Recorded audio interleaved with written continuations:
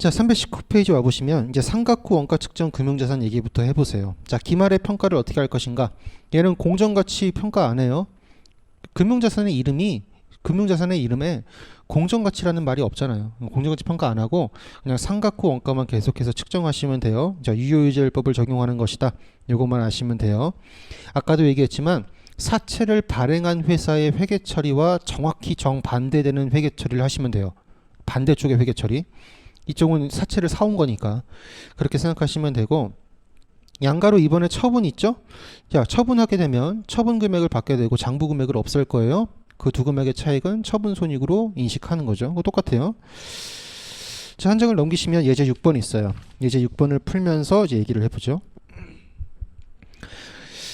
자, 12월 말 결산법인인 주식회사 한국이 있는데 X1년 1월 1일 A사가 발행한 액면금액 10만원의 사채를 9만 50원에 취득하고 삼각후 원가 측정 범주로 분류했대요.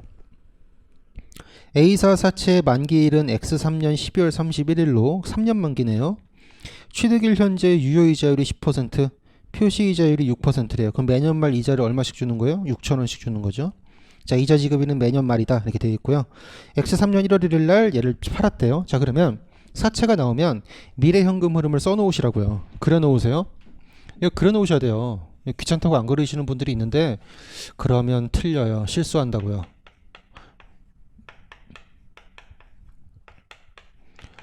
자, 3년 만기 원금이 얼마냐면 10만원이죠. 10만원.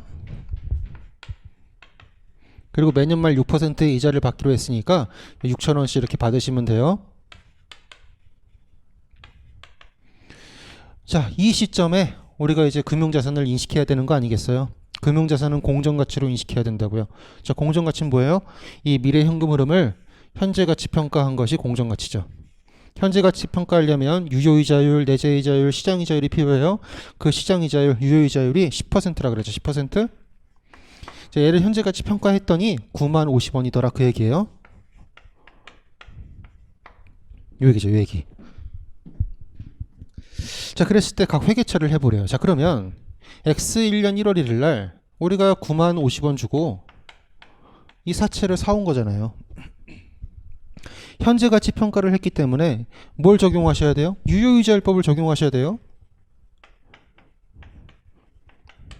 자, 유효이자율법이라고 하는 건 특별한 얘기가 아니라, 자, 실질이자를 계산하고,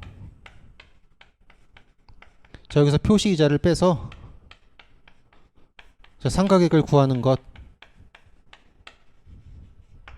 얘가 유효이자율법이에요. 이 상가액을 기초장부금액에다가 더해 나가는 거죠. 자, 그러면 X1년 말이 되면 상가액만큼 이렇게 늘어날 거예요. 장부금액이. 요 높이가 상가액이죠. 요게 상가액이에요. 상가액. 아, 우리 그 그림 그렸던 거 생각해 보시면 돼요. 이거 여기서 얘만 그린 거예요. 얘만. 아이 참. 얘만 그린 거예요. 얘만. 이렇게 이 초록색 선만 그리는 거라고요, 지금.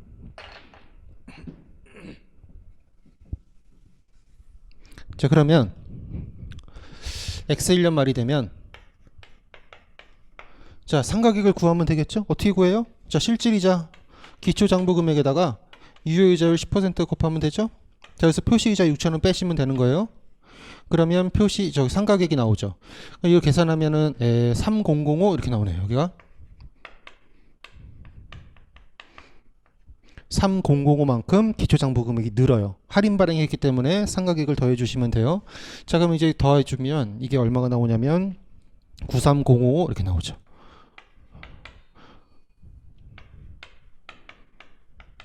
이렇게. 자, 삼각후 원가 측정 금융자산은 공정가치를 평가하지 않아요. 그냥 이걸로 끝난 거예요. 자, X2년 말이 되면 또 상가액을 구해서 또 그거만큼 늘어나겠죠? 그럼 또 상가액을 계산해 보시면 되죠. X2년도에 어떻게 하시면 돼요? 이제 장부금액이 얘로 바뀌었잖아요. 9305 곱하기 이자율 10%, 자, 빼기 6,000원. 이렇게 하시면 X2년도에 상가액이 나오겠죠. 이래도 되고 이렇게 하라 그랬죠.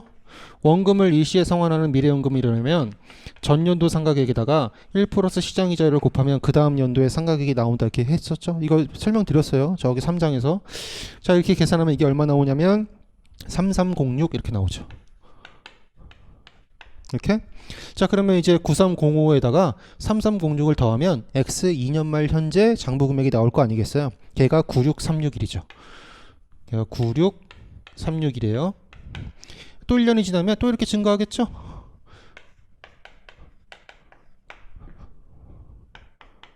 그럼 또 상각액을 구해보시면 돼요. 전년도 상각액이 3306이니까 여기다가 1 플러스 시장이자율 이렇게 곱하면 다음 연도에 상각액이 나온다고요. 그 금액이 3639예요. 자, 그러면 만기 금액 10만 원이 딱 되죠. 이렇게. 이게 그림을 하나 그려놓고 이제 좀 회계처리를 해보시는 거예요. 회계처리를.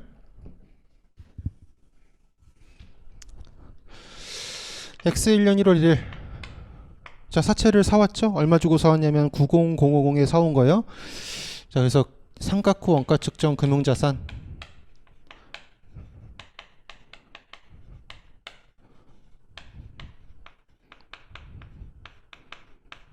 얼마? 90050 이렇게 측정하시고 현금 줬잖아요.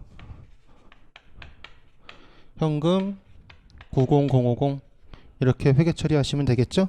자, 그 다음에 X 1년 말이 되면 이제 이자를 받아야 될 거 아니겠어요. 자, 이자를 얼마 받기로 했냐면 매년 말 6,000원씩 받기로 했어요. 그렇죠? 6,000원씩 받기로 했죠. 그랬더니 상각액이 요만큼 나왔잖아요. 이 상각액은 지금 어떻게 되고 있어요? 요 장부 금액을 증가시키고 있잖아요. 그래서 상각액만큼 장부 금액을 늘려주시면 돼요. 그래서 상각 후 원가 측정 금융자산 저 상각액만큼 이렇게 늘려주시면 돼요. 이렇게. 이 두 금액 더한 게 이자 수익이죠. 그렇죠? 실질 이자에서 표시 이자를 뺀 게 상각액이니까 상각액과 표시 이자를 더하면 이자 수익이 나올 거 아니겠어요. 이 금액은 여기다가 10%를 곱한 금액과 똑같아요. 자, X 2년 말이 되면 또 이자를 받아야겠죠? 매년 말 6,000원씩 받기로 했어요. 그 다음에 또 상각액이 발생했잖아요. 그거만큼 금융자산의 장부 금액을 늘리시라고요. 얼마예요? 3306. 이렇게. 이 두 개 더한 게 이자 수익이죠. 그게 9306 이렇게 될 거예요. 자, X 3년 말도 해보세요. X 3년 말. 자, 또 현금 받죠? 자, 6,000원씩 받죠? 이렇게. 상각액이 발생했죠? 그만큼 금융자산을 늘리시면 돼요. 상각 후 원가 측정 금융자산 3639 이렇게 늘리시면 되죠? 이 두 개 더한 게 뭐라고요? 이자 수익이라고요. 9639 이렇게 되죠. 이렇게 된 거예요. 이렇게 된 거죠. 자, 근데 X 3년 말 되기 전에 그 양가로 3번 자료 보면 X 3년 말 그러니까 만기가 되기 전에 X 3년 1월 1일 날 얘를 팔았잖아요. 팔았으니까 X 3년 1월 1일 날 처분하는 회계 처리를 해주시면 되죠. 얼마 받았어요? 얼마 받고 팔았냐면 99,000원 받고 팔았죠. 이렇게. 그럼 이제 우리가 금융자산을 팔았으니까 장부에서 금융자산을 제거해 줘야 된다고요. 자, 상각 후 원가 측정 금융자산을 제거해 줘요.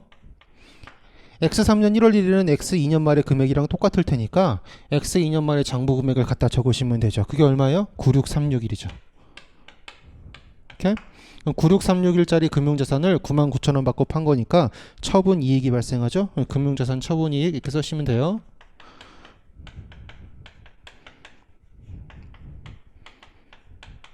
얘를 계산해 보면 2639 이렇게 나오죠. 이렇게 회계 처리하시면 되죠.